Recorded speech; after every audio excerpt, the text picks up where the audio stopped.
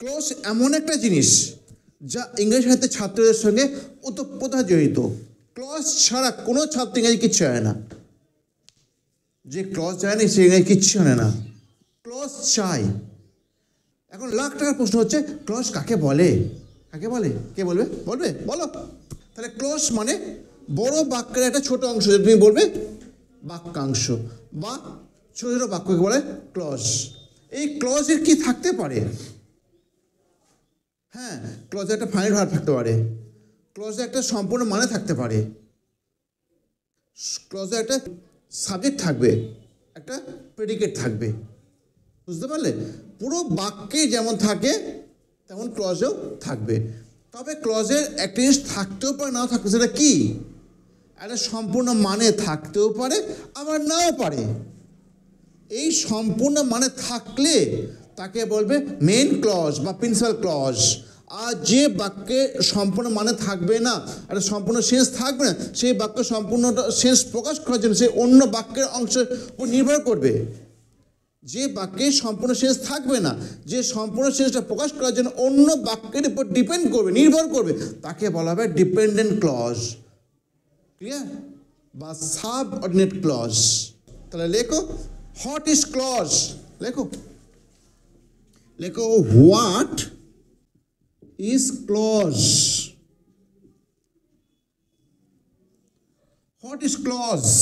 Clause is a, clause কাকে বলছে? Clause is a short sentence. Clause একটা ছোট্ট বাক্য হতে পারে, আর কি হতে পারে? একটা ছোট অংশ হতে পারে কিসের? অফ এ বিগ সেন্টেন্স, বড় বাক্যের, with subject and predicate. Subject predicate থাকবেই। ক্লিয়ার? তাহলে এর আরও কি থাকতে পারে? লেখ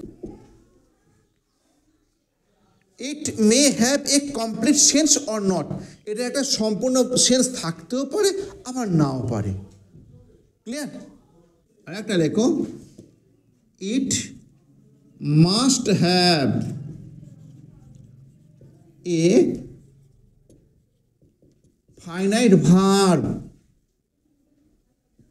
কিন্তু এটা অবশ্যই থাকবে, কি থাকবে? একটা ফাইনাইট ভার্ব থাকবে। ইট মাস্ট হ্যাভ, এটা অবশ্যই থাকবে এ ফাইনাইট ভার্ব। একটা ভার্ব থাকবেই, তাই তো? সেটা ফাইনাইট ভার্ব। তুমি তিনখানা তথ্য এখানে ভালো পেলে, কি ফিচার্স তুমি পেলে? 3 ফিচার্স, 3টে বৈশিষ্ট্য। কি কি দেখো? ও যে সাবজেক্ট প্রেডিকেট থাকবে। ক্লিয়ার? তারপর কি থাকবে? একটা কমপ্লিট সেন্স থাকতেও পারে, আবার নাও পারে। একটা কমপ্লিট সেন্স থাকতেও পারে, আবার নাও পারে। কিন্তু কি থাকবে? একটা ফাইনাইট ভার্ব থাকবেই। ক্লিয়ার হয়েছে? যে ভার্ব দেখে তুমি বাক্যের টেন্স বুঝতে পারবে, যে ভার্বটা দেখে তুমি বাক্যের টেন্সটা বুঝতে পারবে, সেটা হচ্ছে ফাইনাইট। হ্যাঁ, যেটা বাংলাতে বলে সমাপিকা ক্রিয়া। ক্লিয়ার?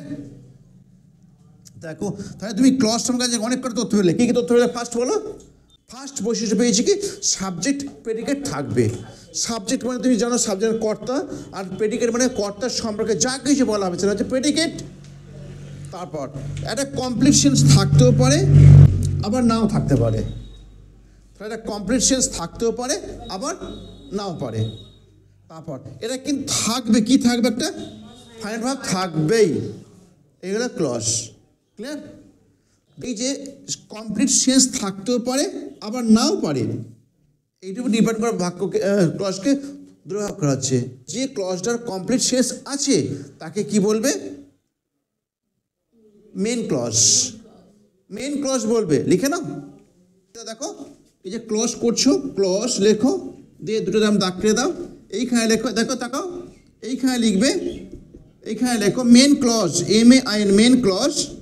আর এইখানে, আর এই দিকে লেখো ডিপেন্ডেন্ট ক্লজ, DEPENDENT, নির্ভরশীল। নির্ভরশীল বাক্য। কেমন? এই মেন ক্লজের অপর নাম একটা আছে প্রিন্সিপাল ক্লজ, আর একটা হচ্ছে এর একটা নাম আছে। এই যে ডিপেন্ডেন্ট ক্লজ লিখলে না, এই ডিপেন্ডেন্ট ক্লজের একটা নাম আছে, লেখো সাবঅর্ডিনেট ক্লজ। ক্লিয়ার হয়েছে? হ্যাঁ, এবার যে বাক্যটা তার কমপ্লিট সেন্স প্রকাশ করতে পারছে সেটা হচ্ছে প্রিন্সিপাল ক্লজ। ক্লিয়ার? আর যে বাক্যের যে অংশটা তার সেন্সটা কমপ্লিট করার জন্য অন্য কারোর উপর ডিপেন্ড করছে সে হচ্ছে ডিপেন্ডেন্ট ক্লজ। একটা বাক্য লেখো, লেখো দি বয় টুক এ ব্যাগ দ্যাট ওয়াজ হেভি। এইখানে দেখো একটা বড় বাক্য, তাই তো? কিন্তু এই বড় বাক্যটা গঠিত হয়েছে দুখানা ক্লজ নিয়ে। এই দেখো যেটা করলাম, এই বড় বাক্যটা না, এই একটা ক্লজ আর এই একটা ক্লজ দিয়ে দুটো নিয়ে গঠিত হয়েছে। কেমন? এই ক্লজ দুটো, একটা ডিপেন্ডেন্ট ক্লজ, একটা প্রিন্সিপাল ক্লজ। এই ক্লজ দুটো আর একটা ডিপেন্ডেন্ট মানে অপরের উপর নির্ভর করে তার মানেটা ক্লিয়ার করার জন্য, আর একটা প্রিন্সিপাল ক্লজ যে নিজের মানে নিজে প্রকাশ করবে, কারোর উপর ডিপেন্ড করবে, নির্ভর করবে না। কেমন? এই দেখো না, বালকটা নিয়েছিল একটা ব্যাগ। হ্যাঁ, এই বাক্যটা সেন্সটা কমপ্লিট করার জন্য কি এর উপর নির্ভর করছে এটার উপরে? না। তাই এটা হচ্ছে প্রিন্সিপাল ক্লজ। তুমি কি লিখবে? পি লিখে দাও, দিয়ে সিএল লিখে দাও, প্রিন্সিপাল ক্লজ। ওরই অপর নাম হচ্ছে এম, তুমি লিখতে পারো এমও লিখতে পারো, এম দিয়ে সিএল। কেমন? বুঝতে পারো? যেখানে একটা লিখলেই হবে। আর দেখো এই যে দ্যাট ওয়াজ হেভি, এই একটা ক্লজ, দ্যাট ওয়াজ হেভি। যদি প্রথম বাক্যটা না পড়ি আমরা এই দ্যাটটাকে জানতে পারবো কি? জানতে পারবো না। তাহলে এই বাক্যটা এর উপর নির্ভর করছে মানেটা ক্লিয়ার করার জন্য। তাহলে এইটা হবে কি ক্লজ? Dependent clause. ক্লিয়ার?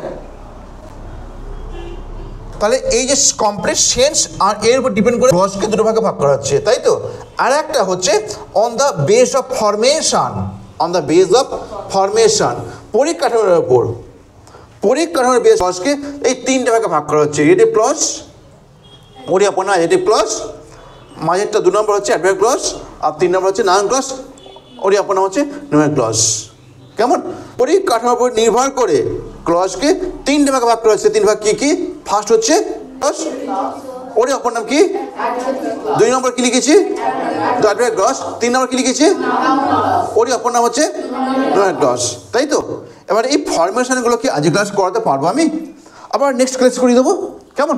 আমি এগুলো পরের ক্লাসে এলাবোরেটলি বিশ্লেষণ করে দেবো। কেমন? একটু বিশদভাবে ব্যাখ্যা করে দেবো। কেমন? আজকের ক্লাস এটুকুই থাক। Bye bye.